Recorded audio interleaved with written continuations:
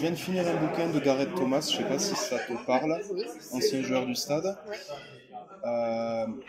Alors, bon, les gens le savent ou le savent pas, mais en fin de carrière, il a testé le rugby à 13, il est passé de 15 à 13. Ouais. Tu es au courant? Non, je savais pas du tout. Il a fait ce changement-là à 35 ans. D'accord. Ça a été compliqué. Il a eu des sacrés plaquages, il a pris des autobus, enfin, il s'en souvient, il l'a senti passer. Il disait en gros qu'au 15, au haut niveau, c'était 5 actions pour 4 plaquages par match. Et qu'à 13, en Super League notamment, c'était 20 courses pour 30 plaquages. D'accord. Quand je vois ça, je me dis que le 13, c'est sous-coté. Tu vois ce que je veux dire? C'est que j'ai rien contre le 15, j'en ai fait 12 ans. J'aime bien le 13, mais je connais pas spécialement. Et j'aime bien le 7, j'aime bien. Mais quand je vois ces stats-là, je me dis, tu veux voir du spectacle, tu regardes la Super League. Tu regardes la Super League et ce que tu peux regarder aussi, c'est la NRL. Et là, tu es au niveau du championnat australien. Oui. Et là, tu es encore un petit peu plus au-dessus de la Super League. Et là, tu as du jeu, mais continuellement. Continuellement, de ces plaquages, de ces courses, de ces essais, mais magnifiques. Tout est spectaculaire. NRL, c'est chez les mecs. Chez les filles, c'est quoi? C'est W. Ouais, c'est ça. Tu rajoutes Women. Ouais, c'est ça. NRL Women. Ok. Ouais. Et c'est spectaculaire. C'est aussi spectaculaire. Vous les avez joués? Alors les filles les ont jouées à la Coupe du Monde, donc on jouait contre l'Australie, oui. La Nouvelle-Zélande. Ok. Et c'est quelque chose. C'est quelque chose. Ça va vraiment à 2000 par rapport à ce que nous on fait actuellement. Et c'est vrai que je j'ai pas l'info. T'as été en Angleterre ou t'as été en Angleterre pour cette Coupe du Monde ou pas? Non. J'y ai pas été. J'y ai pas été pour des raisons en fait professionnelles, parce que c'était en fait au moment où je créais ma société. Okay. Et entre la création de la société et le programme qui nous avait été demandé, c'était un très gros programme de muscu. T'as pas pu tout faire. J'ai pas pu tout faire et j'ai préféré en fait être honnête avec le staff et laisser ma place à une personne qui était complètement disponible à fond, plutôt que de faire les choses à moitié. Puis au pire, le staff, ils te disent on te prend à moitié d'entraînement. Enfin, au pire, le staff a les infos et ils en font ce qu'ils veulent. C'est ça. Et j'ai préféré être honnête en fait d'entrée de jeu et leur dire que je me sentais pas capable en fait de pouvoir tout concilier. Okay. Et du coup, j'ai préféré être honnête et j'aurais dit que voilà, pour moi, je voyais pas en fait faire les choses à moitié. Et je préférais qu'il y ait une fille vraiment qui puisse faire la prépa à fond, qui puisse tout faire à fond et qui sera aussi disponible pour la Coupe du Monde. Parce que pour la Coupe du Monde, c'est partir 2 semaines et il faut pouvoir aussi se le permettre professionnellement. C'est vrai que c'est assez rapide 2 semaines. Enfin, ouais, les matchs, ils sont tous les 4 jours. Là. Ouais, tous les 3 ou 4 jours, il me semble. Après, ça dépend toujours de combien d'équipes sont engagées à la Coupe du Monde. Nous, quand on y avait été en 2008, en Australie, on avait 8 équipes. Il y avait 2 poules en fait.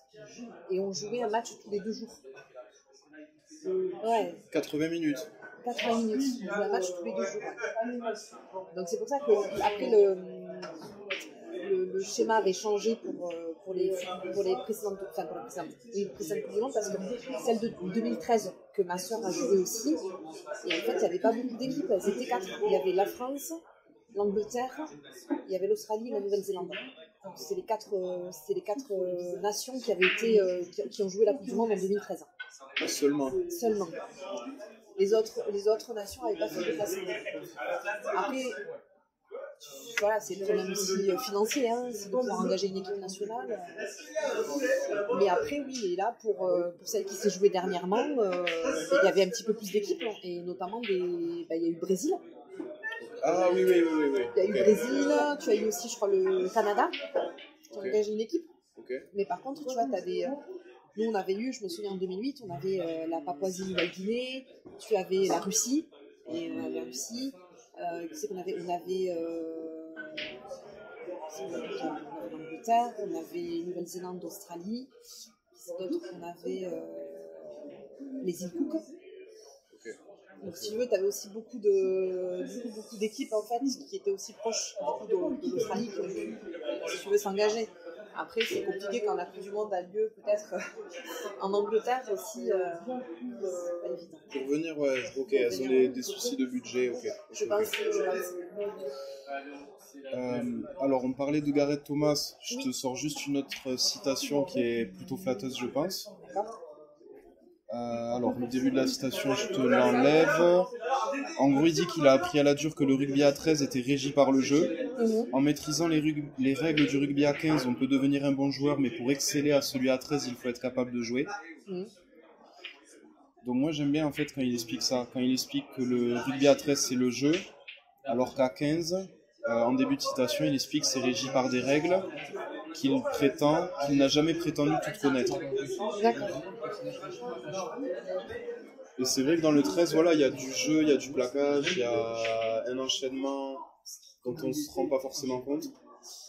Enfin, nous 15istes notamment. Il y a déjà beaucoup de technique et il y a beaucoup de rapidité. Okay. Et en fait, c'est vrai que tu peux... si t'es pas bon, tu peux pas, en quelque sorte... je sais pas que tu seras un bon joueur, mais pour être bon, il faut que tu sois et rapide, et technique, et dur aussi, quoi, tu vois. Et alors, je sais pas trop à 15, je pourrais pas te dire, tu vois, mais moi je trouve qu'à 13 ans, aujourd'hui, c'est... Moi, quand je le vois, et quand je vois notamment des matchs de Super League ou de NRL, c'est hyper rapide. C'est hyper rapide, c'est hyper technique, et puis c'est beau, tu vois, c'est beau aussi à voir. C'est beau à voir, en fait.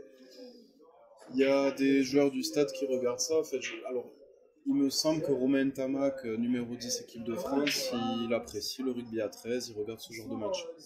Alors je dis ça pourquoi ? Parce que l'épisode qu'on fait là, le but c'est de le mettre sur YouTube, c'est que les gens comprennent l'intérêt du 13. Et pour moi, le 13 peut inspirer les 15istes. Que ce soit les filles ou les mecs, mais là je discutais un peu avec une fille qui est en Australie, qui à la base faisait du 15. Et elle joue dans les deux disciplines, donc moi je trouve ça normal. Et à une autre époque, les mecs faisaient ça. Alors des fois, il y avait un club qui se mettait à dos parce qu'ils allaient jouer dans l'autre catégorie de rugby. Mais je trouve normal ces mecs qui passent du 15 au 13, qui font des tests. Alors après, il faut qu'il y ait des situations similaires dans les clubs, il faut que ce soit, on va dire, intéressant. Et surtout s'ils ont une carrière à gérer, mais... Alors, peut-être qu'en Australie, tu vois, ils ont peut-être cette culture. Ouais. Parce que pour eux, le rugby, ça reste du rugby. Et en Australie, ils le pratiquent dès le plus jeune âge. Tu vois, dans les écoles de rugby, c'est un peu... Et même en Australie, tu entends moins parler du rugby à 15. Tu vois, c'est plus le rugby à 13. En France, c'est un petit peu plus compliqué. C'est un petit peu plus compliqué. On sent qu'il y a quand même une petite fracture entre les deux et qu'il faut bien dissocier le 13 et le 15. Alors que je trouve ça dommage, tu vois, parce que finalement, ça reste quand même du rugby et au contraire, je pense qu'on peut en tirer du bien des deux sports, quoi. Donc, petite précision, c'est bien les Australiens les meilleurs à 13, historiquement. Si on regarde le nombre de Coupes du Monde ou les championnats, c'est les Australiens qui sont un peu devant. Ouais. Et ensuite, il y a les Néo-Z. Ouais, c'est ça. Là où à 15, c'est un autre... c'est différent. C'est une autre hiérarchie. C'est ça. Et à 13, si tu veux, tu as une autre compétition qui est très importante, c'est le State of Origin. Oui, fait. C'est une compétition ou c'est des matchs occasionnels ? Fait. En fait, c'est des matchs, pas occasionnels parce que c'est tous les ans. Tu as 3 matchs tous les ans qui en fait qui mettent alors, c'est selon les origines, selon l'origine des joueurs géographiques, ou là où ils sont nés ou là où ils ont commencé à jouer. Là où ils ont pris leur première licence. Okay. Et en fait, tu as les Blues et tu as les Maroons. En fait, c'est l'hémisphère sud contre l'hémisphère nord, en quelque sorte. Et c'est quelque chose qui a lieu toujours, chaque année en juin. Tu as 3 matchs ici au poste et c'est spectaculaire, quoi. Et tu regardes et tu... Chez les mecs, chez les filles. Chez les filles aussi, ouais. Okay. Chez les filles aussi, ça se fait. Et c'est super parce qu'en fait, tu peux être face à un mec qui est en club avec toi. Tu vois, et tu vois, c'est spectaculaire et c'est ce qui a. Je trouve que la compétition. C'est l'événement en fait phare et important en Australie. Il y a des matchs comme ça qui commencent à être faits en France. On a essayé, ouais. Nous, on avait justement un match des origines là, qui devait avoir lieu le 4 juin qui a été annulé par, je pense, que c'est un problème d'organisation qui a été annulé. Mais on fait la Coupe des provinces. Okay. Voilà, donc la Coupe des provinces, nous on est qualifiés justement, on joue dimanche. Et donc dans cette Coupe des provinces, tu as en fait notre poule à nous, donc c'est la poule Aquitaine, Toulouse, c'est un peu particulier, c'est Toulouse-Aquitaine, contre la poule Tarn-et-Garonne. Okay. Et dans la poule Tarn-et-Garonne, tu as l'Escure, tu as Aigues-Vives, et si je ne me trompe pas, je crois que tu as Limoux aussi. Ok. Voilà. Les Grizzlies. C'est ça, les Grizzlies de Limoux. Et on joue dimanche là à Limoux, à 15h30, pour la finale de la Coupe des provinces. Ok. Dimanche, ok. Alors, pour revenir juste sur Toulouse Ovalie 13, oui. Donc vous avez été championne 4 fois, tu m'as dit. Est-ce que tu as une recette pour devenir championne? Une recette pour devenir championne Les questions pièges ou les questions compliquées? Non, franchement, moi je la trouve pas compliquée. La recette pour être championne, je dirais un bon groupe et de la folie. C'est bizarre, mais je crois que de la folie, ouais. Je pense que les plus belles finales qu'on a gagnées, un grain de folie. On avait une graine de folie, on avait un super groupe, on s'entendait super bien entre nous. Et en fait, c'est vrai qu'on avait sur de jeu, bien entendu. Mais tu vois, il y avait le petit grain de folie de chacune, ou si tu veux, l'investissement supplémentaire de la fille qui fait qu'on a réussi, si tu veux, à soulever ce bouclier. Et je pense que c'est ce qu'il faut, c'est avoir surtout un bon groupe, quoi. Pas spécifiquement des très bonnes joueuses, mais avoir un bon groupe. Tout à l'heure, tu parlais de Pujols qui était problématique. Enfin, c'était des finales compliquées. Elle était de quel côté, Alice Varela? Et Alice Varela, justement, elle était à Pujols. C'est une ancienne Pujolaise. Oui. Une ancienne Pujolaise. Et puis, comme elle a fait ses études à Toulouse, ce qui était plus simple pour elle, c'est de jouer dans un club à proximité. Et elle nous a rejoints à Toulouse Ovalie. Nickel. Et c'est de là qu'elle a aussi gagné des titres. Ok. Mais Pujolaise, donc elle a gagné un titre, elle a gagné des titres avec Pujol contre nous, et puis elle en a gagné avec nous, mais non pas contre Pujol, mais contre d'autres équipes. Ok. Est-ce qu'il y a un peu de bagarre à 13, un peu de chocolat, un peu de... Franchement, je dirais pas trop. Okay. Sincèrement, pas trop, parce qu'en fait, tu as cette possibilité déjà dans le jeu de mettre de bons plaquages. Ouais. Et donc, ce qui fait que tu n'as pas besoin finalement de castagne, quoi, en quelque sorte. Un bon plaquage bien placé suffit et évite justement d'avoir des cartons. Et alors, tout à l'heure, tu nous as dit ton âge. Bon, 35 ans, très bien. Ouais. Comment ça va physiquement?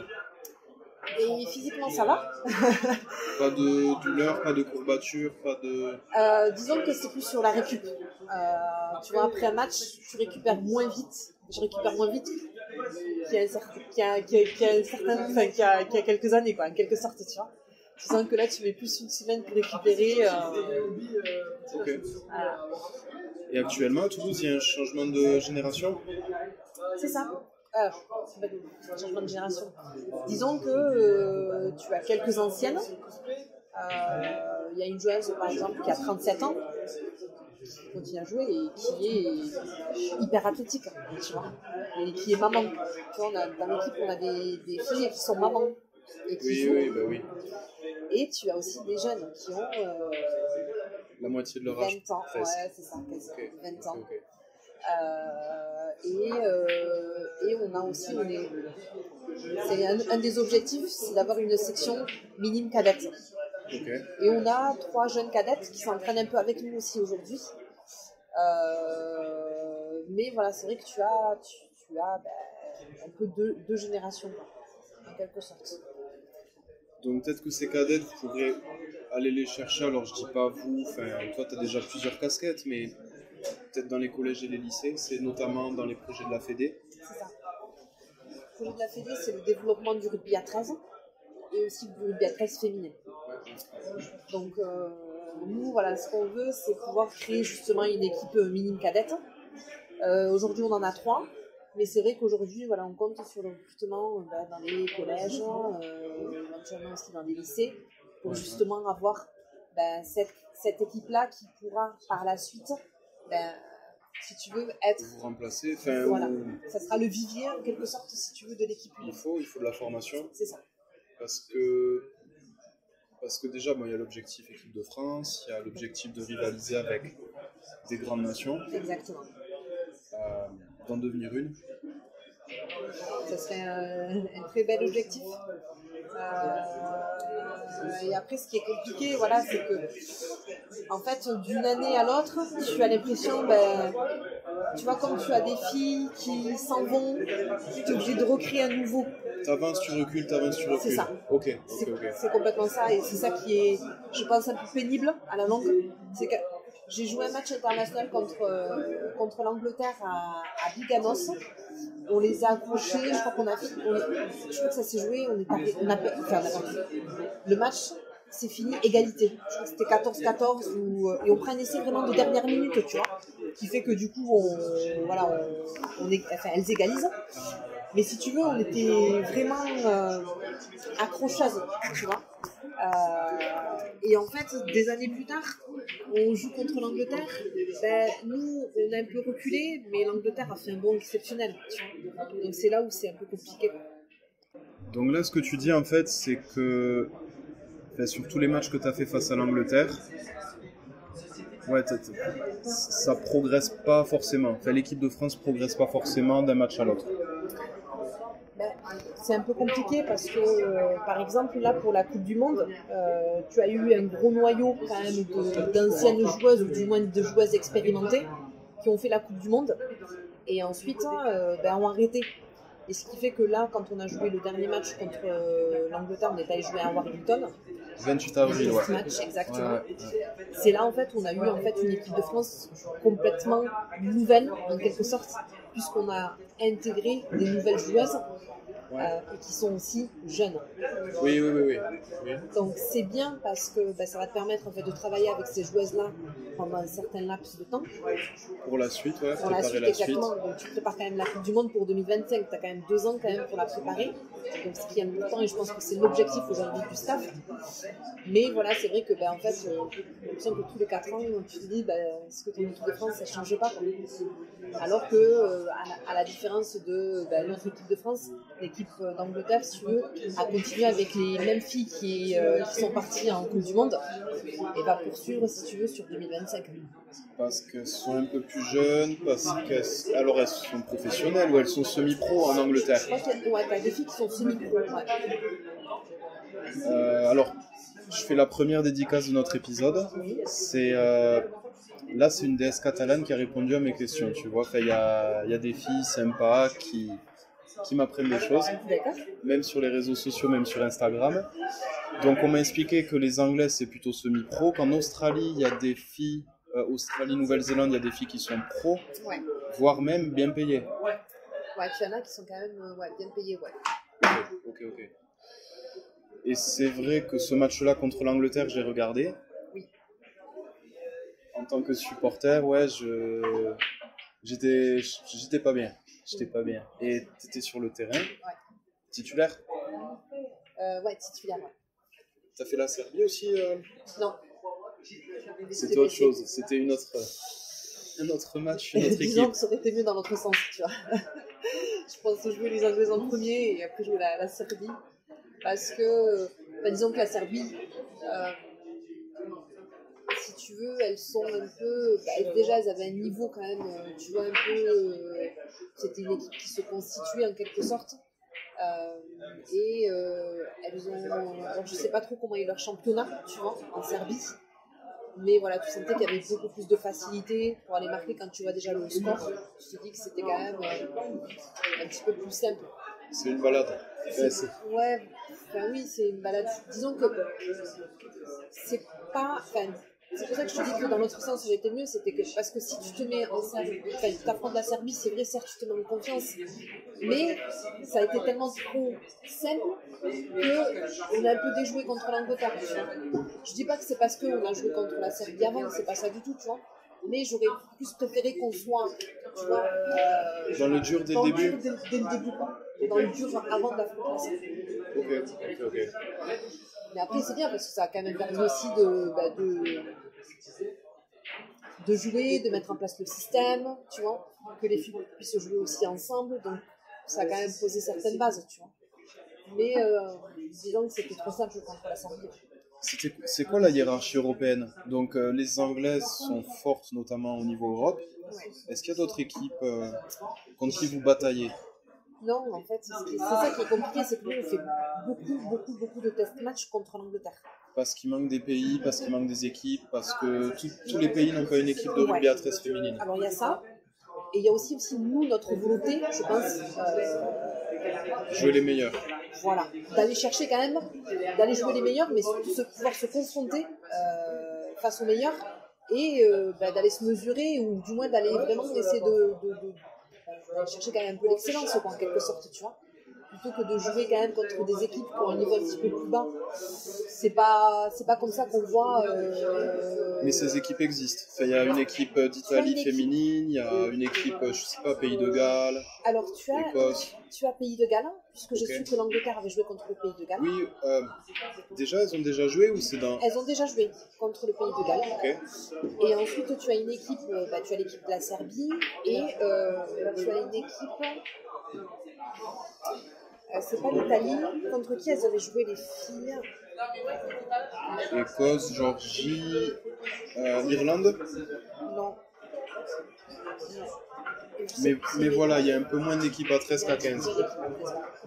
Et le tournoi Destination, c'est pas quelque chose que vous faites. Enfin, vous, il y a peut-être tournoi des Nations chez les mecs et encore, c'est pas tout le temps. C'est ça, c'est pas tout le temps.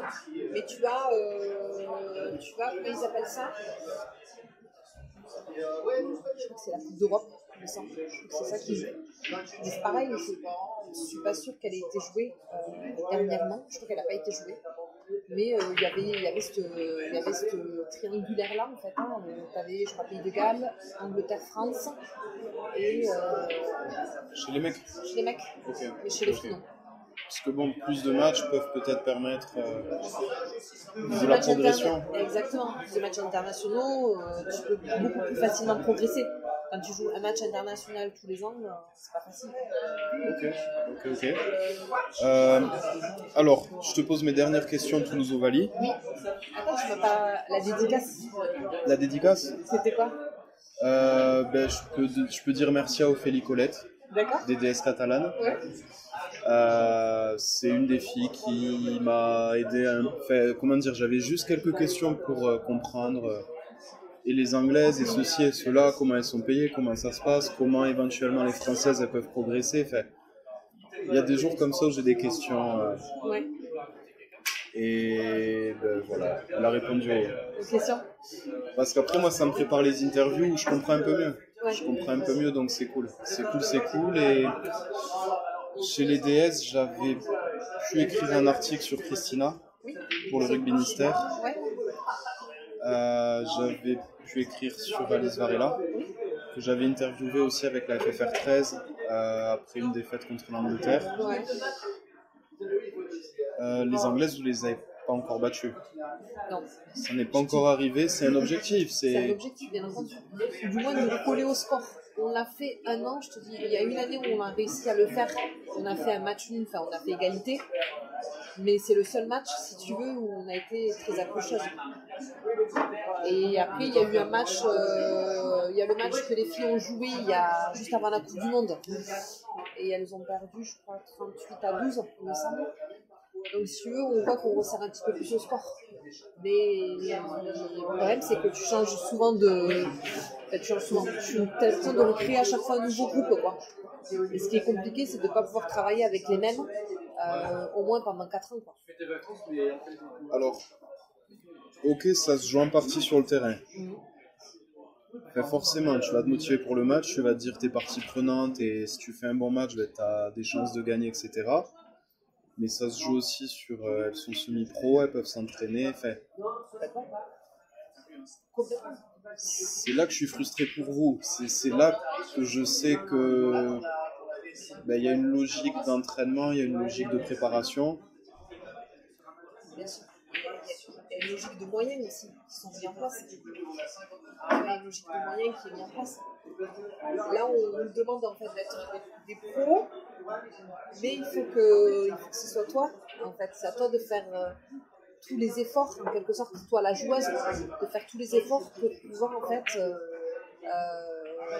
et être sélectionné en équipe de France, ce qui est tout à fait normal, mais au moins accrocher, aller chercher un résultat. Tu vois, et en fait c'est vrai que c'est pas facile parce que nous on a déjà un championnat qui est pas hyper compétitif parce que quand tu as aujourd'hui 4 équipes en poule haute, tu peux pas suffisamment jouer de matchs. Donc c'était peut-être mieux quand il y avait 8 équipes, c'est ça, c'est l'autre formule, c'est poule haute plus poule basse réunie. C'est ce qui est envisagé pour la saison prochaine, okay. C'est d'avoir une poule unique. Okay. Donc en fait, il y a vraiment plusieurs leviers. Plus d'équipes engagées à 13, plus de matchs à 13, et plus de moyens, notamment pour l'équipe de France. Okay. Moi, c'est comme ça que je le vois en quelque sorte. Ok. Il y a eu un article que j'aimais bien sur 13 mondial. Donc, c'est notamment le président de la Fédé qui expliquait pourquoi il y avait eu ces défaites-là avec des scores lourds. Oui. Il expliquait que c'était un acte isolé. Alors, chez les filles, il expliquait que il y avait des absentes, des nouvelles joueuses, etc. Que c'était une équipe en pleine reconstruction. Qu'avant ça, il y avait eu des matchs encourageants. Et lui, ce qu'il disait, notamment, ce qu'ils allaient mettre en place, c'est une recherche de joueuses de Nouvelle-Calédonie qui sont éventuellement en Australie ou en Nouvelle-Zélande. Fait qu'ils n'allaient pas se fermer ces options-là. Qui prévoyait un suivi individuel des joueurs dès les U17. Donc je pense que c'était joueurs et joueuses. Faciliter les départs à l'étranger. C'est-à-dire, imaginons Nabila Zagdoudi, tu as 19 ans, d'aller en Australie, d'aller voir les kangourous, ils vont t'aider. Notamment comme le fait Perrine Monsara. Exactement, Perrine Monsara qui évolue du coup dans la réserve des Lusseurs. Et ça, c'est un des leviers de progression, c'est un des... Complètement. Là, je pense que c'est un régal pour elle aujourd'hui, déjà de jouer au rugby à 13 là-bas, d'apprendre des meilleurs. Et c'est pour moi, si tu veux vraiment te perfectionner, la seule solution que je vois, c'est de t'entraîner avec les meilleurs en quelque sorte. Donc soit en Australie, soit en Angleterre. Ouais. Okay. Aujourd'hui, je suis allée chercher vraiment des nations, qui sont très bonnes. Parce que le développement du championnat français, ça va mettre trop de temps ou plus de temps. Déjà, non seulement nous, on a un problème d'effectifs, recruter des joueuses, c'est très compliqué, ce qui fait que t'as pas beaucoup de clubs engagés, donc pas beaucoup d'équipes, et tu joues pas beaucoup de matchs à 13. Ouais. Donc si tu veux, tout cumulé fait qu'aujourd'hui, on a un championnat qui est un peu pauvre, et le championnat pauvre fait que notre équipe de France, on aimerait l'avoir un petit peu plus efficace, mais tu es obligé de faire un petit peu avec les moyens que tu as. Ouais. Donc c'est vrai que de faciliter les échanges ferait que les filles découvriraient le sport à l'étranger, le rugby, tu t'entraînes avec les meilleurs, automatiquement... Donc s'il y a plus de filles qui font le déplacement, peut-être que ça peut plus amener, peut-être que... Ça peut être plus encourageant. Ok. À Toulouse, t'en as pas qui sont partis, pas pour le moment? Non, pas pour le moment, non, on n'en a pas. Ok. Dans 13 filles en Ovalie, j'ai pu voir que vous aimez bien le film 300. Dans les cris de guerre, non? Oui, Ça, c'est ça, ouais. vous aimez bien? On aime bien, ouais. C'est sympa. Je sais pas si tu peux nous le faire là, si tu l'as, si tu te sens de... Je me sens de faire les cris de guerre. Ouais. Alors c'est compliqué parce qu'en général, c'est moi qui l'impulse et c'est les filles qui répondent. Ouais. Tu vois, comme dans 300. Et en fait, notre cri de guerre à nous, c'est Zoulouzen, Aou, Zoulouzen, Aou, c'est qui les meilleurs? C'est nous. Tu vois. Ça veut dire quoi, Zoulouzen? Alors, Zoulouzen, c'est un mix entre des Zoulous, donc un peu de folie, tu vois. Zoulou, en fait, Zoulou, c'est un peu des Zoulou, la folie, un peu Zoulou, dans le sens où c'était une équipe en fait avec une grosse mixité sociale, avec des filles de toute origine en quelque sorte. Ce qui fait que c'était un peu des Zoulous et Zen à la fin pour reprendre un peu la fin de Toulousaine, tu vois. Et en fait, c'est ce qui a fait que on a créé un peu ce mot-là. Ok. Donc dans 13 filles en Ovalie, disponible sur YouTube. Oui. J'ai pu voir qu'effectivement il y a des filles qui venaient des quartiers. Oui. Donc comme tu disais tout à l'heure, il y a différentes origines. J'ai pu voir ce que c'est de travailler un tenue ou l'arrachage de ballon ou tout ce travail-là. J'ai pu voir qu'il y a des filles qui venaient dans le club de Toulouse parce que c'est une famille, parce qu'il y a de la solidarité, parce qu'elles seront mieux là que dans d'autres clubs un peu moins attractifs. J'ai pu voir qu'en juillet et en août, vous manquez, que 2 mois les unes sans les autres, c'est compliqué. Ouais. On fait des choses, du coup, entre nous. Encore en 2023, c'est... les filles changent, mais vous manquez, et il y a toujours ce lien, il y a toujours... C'est ça, on essaie toujours de faire des trucs entre nous. Mine de rien, c'est un peu une deuxième famille, ton club de rugby, parce que tu passes énormément de temps avec elle. Tu fais beaucoup d'activités avec elle. Après, oui, moi, j'étais originaire d'un quartier en Palo. Et tu as eu en fait dans l'équipe, tu as eu des filles issues de quartier, comme tu as eu des filles en fait qui, moi j'étais collégienne issue d'un quartier, tu avais des filles qui travaillaient, tu as des filles notamment qui venaient de Nouvelle-Calédonie, donc tu vois qui venaient pour les études en Nouvelle-Calédonie, qui se sont en fait greffées à l'équipe, qui ont adoré. Donc si tu veux, on était aussi un peu leur deuxième famille en quelque sorte. Donc ce qui fait qu'en fait on a eu des liens, un lien social très marqué et très rapproché. Ouais. Ok. J'ai aussi cette citation: une femme qui entraîne, ça ne pose pas tant de soucis que ça. Donc c'est quelqu'un que tu connais bien qui a prononcé cette phrase. C'est ma sœur? Oui. Ouais. Donc ça fait plaisir, parce que tu vois, au Stade Toulousain, saison prochaine, c'est 2 filles qui vont entraîner. Oui. Mais jusque-là, c'était plutôt des mecs qui coachaient, c'est des entraîneurs qui viennent de chez les mecs, qui viennent transposer, viennent amener ce qu'ils amènent, mais là, j'ai vu avec notamment Marion Perronnet que c'était cool de voir ses potes, anciennes internationales, qui vont apporter, qui vont amener, qui vont coacher, etc. Tu vois, c'est quelque chose qu'elles apprécient. Vous l'avez déjà? Nous, on l'a déjà. Et avant Sonia, on avait déjà une ancienne joueuse aussi qui le faisait un peu naturellement avant qu'on ait vraiment aussi un coach. Parce que quand tu crées une équipe, c'est toujours compliqué en fait d'avoir déjà une structure. Donc il faut quand même rechercher des coachs. Et c'est vrai qu'au tout début, en 2000, c'était pas facile d'avoir des coachs pour des clubs féminins. Donc c'est une fille qui l'avait fait, c'était Laure Soubiran, qui l'a fait un peu de façon un peu naturelle. Et nous, on n'a jamais eu en fait ce souci-là d'avoir des entraîneurs femmes. Ça nous a jamais posé de problème. Et on a aussi beaucoup de femmes qui sont présidents ou présidentes de clubs. Ok. Du coup, Nabila, là on peut parler équipe de France. Oui. Ok, nickel. T'as commencé quand l'équipe de France? Pareil, je dirais, j'ai commencé en 2016, si je ne me trompe pas. Ok. T'as fait combien de Coupes du Monde? J'ai fait une seule Coupe du Monde. Ok.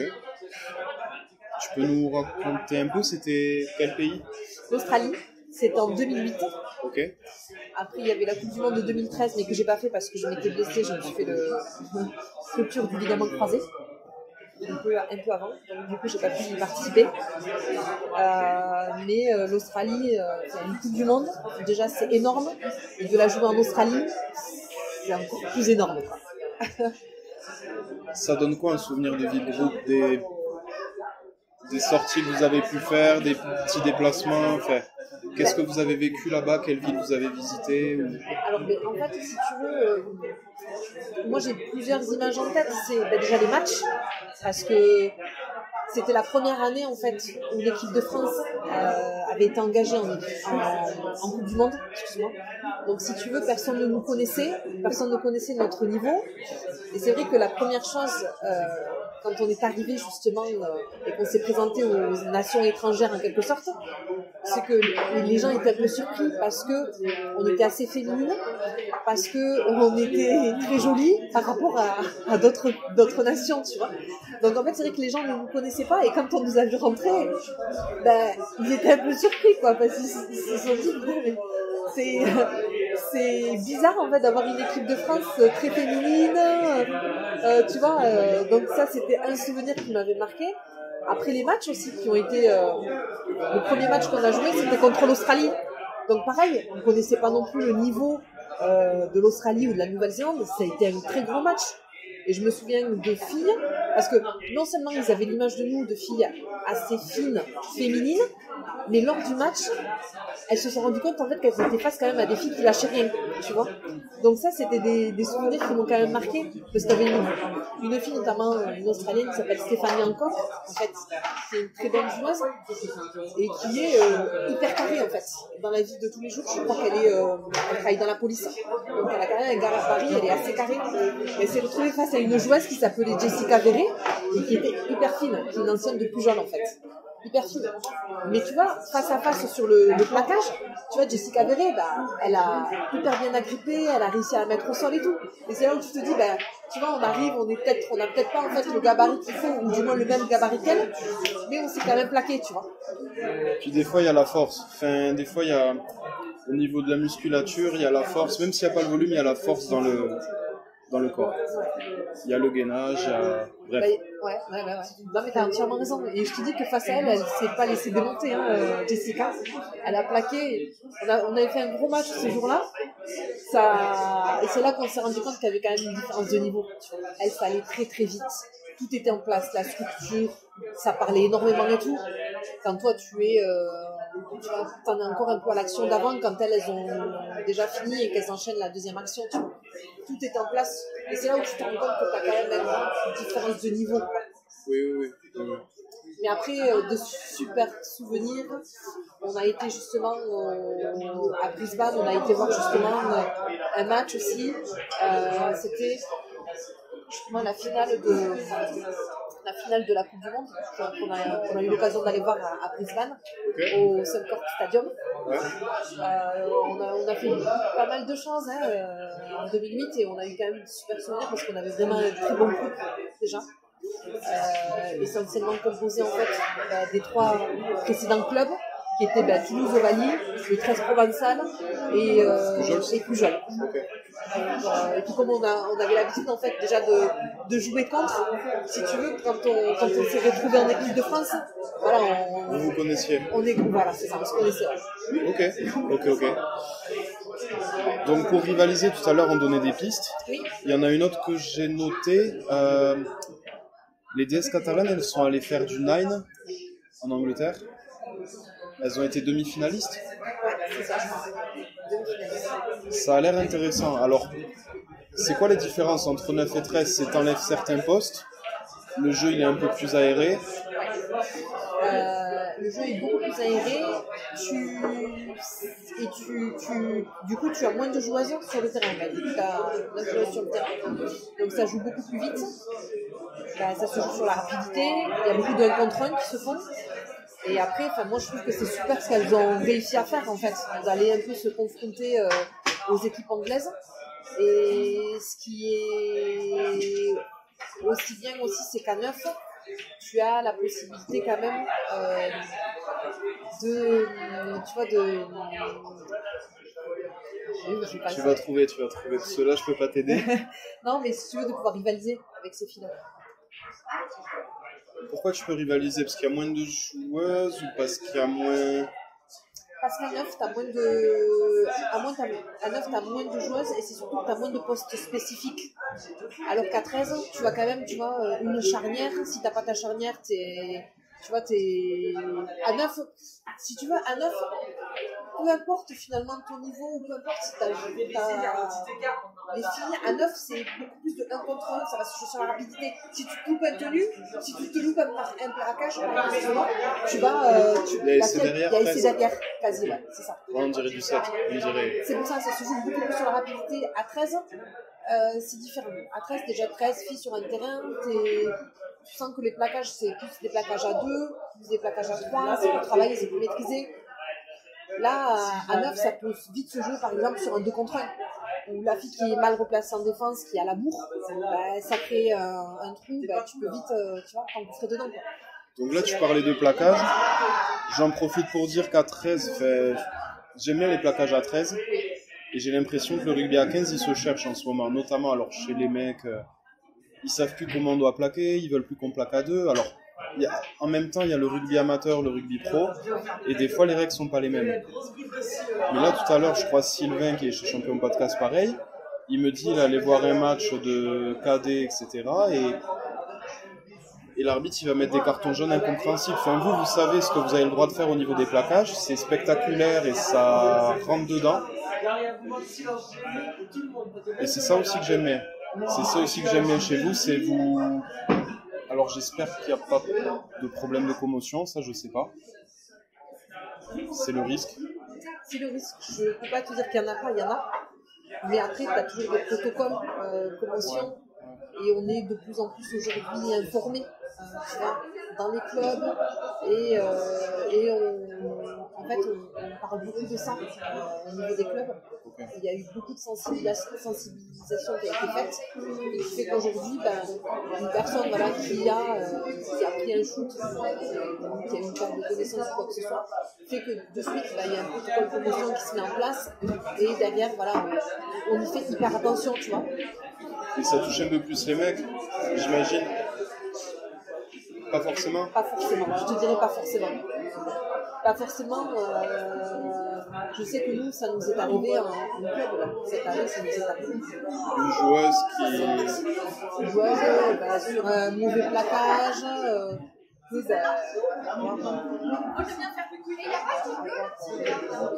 un souci, et dans le but, tu la sors. Ok. Alors, j'ai 2 questions bonus. Oui. On m'a demandé, Nabila, comment tu vis ton retour en EDF, en équipe de France? Ouais. Alors, comment je vis mon retour en équipe de France? Alors, je vais te dire que post-match,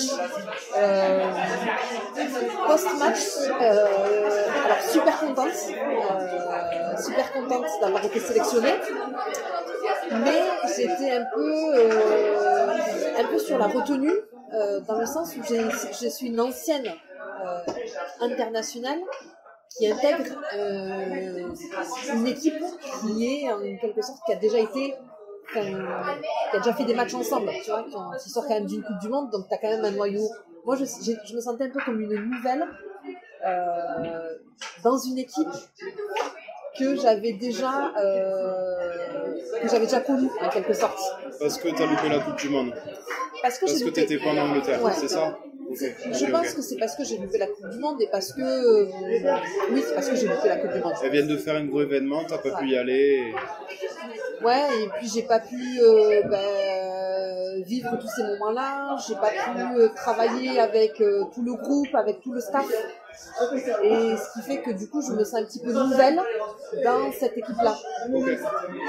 Mais après avoir joué le match, finalement, tu te rapproches des filles. Là, il y a eu, j'ai envie de te dire que la moitié des filles, je ne les connaissais pas. Et une autre moitié que je connaissais.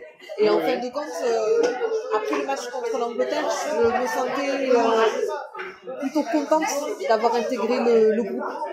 Avant, tu as toujours un peu d'appréhension de savoir déjà si tu vas avoir ta place, comment tu vas être perçu, tu veux pas non plus trop apporter parce que il y a déjà une structure qui est mise en place, donc toi t'es un peu dans l'attente, tu vois, de te dire bon comment je fais ma place, tu vois, tu te dis t'as quand même un noyau, t'as des filles qui ont un certain statut dans l'équipe, et toi même si tu fais expérimenter, que t'es capitaine d'une équipe, t'as fait plusieurs fois, tu vois, des matchs. Tu veux pas gêner, tu veux pas, voilà, ouais, apporter sans gêner. C'est ça, apporter sans prendre trop de place, tu vois, ou sans prendre la place que j'avais à l'époque, parce que c'est un nouveau groupe, tu vois.